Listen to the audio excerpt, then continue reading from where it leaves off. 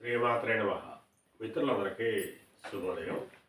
ఈరోజు శ్రీ క్రోధినామ సంవత్సర కార్తీక బహుళ తదియ సోమవారం. ఈరోజు మృగశిర నక్షత్రం. ఈరోజు నవంబర్ 18, 2024 తేదీ సోమవారం. ఈరోజు మధ్యాహ్నం తెల్లవారుజామున 3:36 5:10 వరకు ఉంది. దుర్ముహూర్తం మధ్యాహ్నం 12:08 12:53 వరకు ఉంది. మరలా తిరిగి దుర్ముహూర్తం మధ్యాహ్నం 2:23 3:08 వరకు కూడా దుర్ముహూర్తం ఇవ్వడం జరిగింది.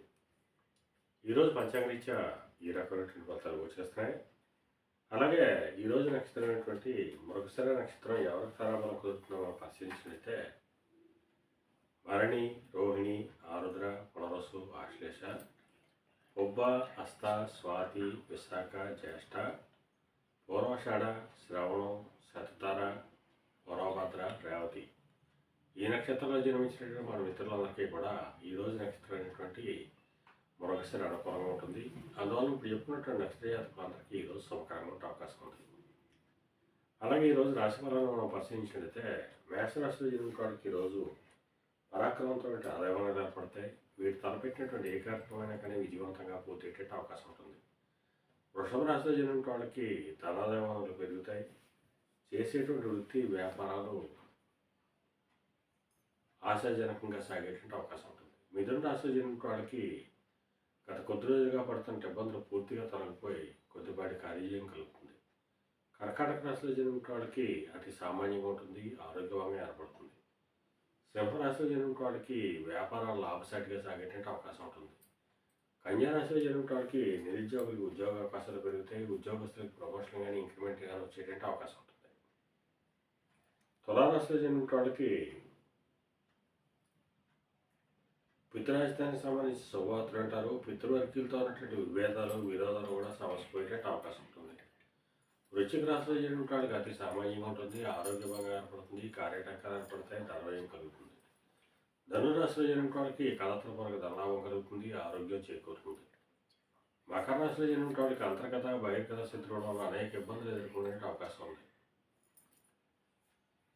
కుంభరాశిలో జన్మించిన వాళ్ళకి సంతానానికి సంబంధించి శుభవార్తలు అంటారు. వారికి సంబంధించి తీసుకున్న నిర్ణయాలన్నీ కూడా ఈరోజు సఫలమయ్యే అవకాశం ఉంటుంది. కుంభరాశిలో జన్మించిన వాళ్ళకి ఆకస్మిక ప్రయాణాలు చేయవలసిన అవసరం ఉంటుంది. అటువంటి ప్రయాణాల్లో ప్రమాదాలు ఉంటాయి కాబట్టి తగిన జాగ్రత్తలు తీసుకోవాల్సిందిగా తెలియజేయడం జరుగుతుంది. మేన రాశిలో ఉన్న వాళ్ళకి కూడా ఆకస్మిక ప్రయాణాలు చేయవలసిన అవసరం ఉంటుంది, ప్రమాదాలు జరిగేట అవకాశం ఉంటుంది. ఈరోజు ద్వాదశ రాశి యొక్క ఫలితాలు ఈ రకంగా తెలియజేయడం జరిగింది. అలాగే ఈరోజు సముద్రయానం చేసిన వాళ్ళకి కానీ, సముద్రోత్పత్తులు క్రయ విక్రయాలు చేసిన వాళ్ళకి కానీ, వస్త్ర వ్యాపారులకు కానీ ఈరోజు మిక్కిలి శుభదాయకంగా లాభదాయకంగా ఉండే అవకాశం ఉంది.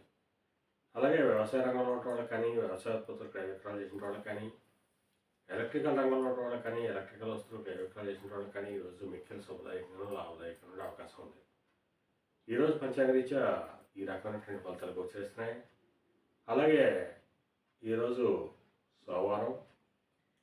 అందువల్ల ఆ చంద్రశేఖరుణ్ణి, పరమేశ్వరుణ్ణి ఆవు పాలతో అభిషేకించినట్టయితే సర్వశుభాలు కలుగుతాయని చెప్పి శాస్త్రీచే తెలియడం జరుగుతుంది. అలాగే కార్తీక మాసంలో 3వ సోమవారం ఇది. చాలా వరకు 3వ సోమవారం నోములు ఉంటాయి.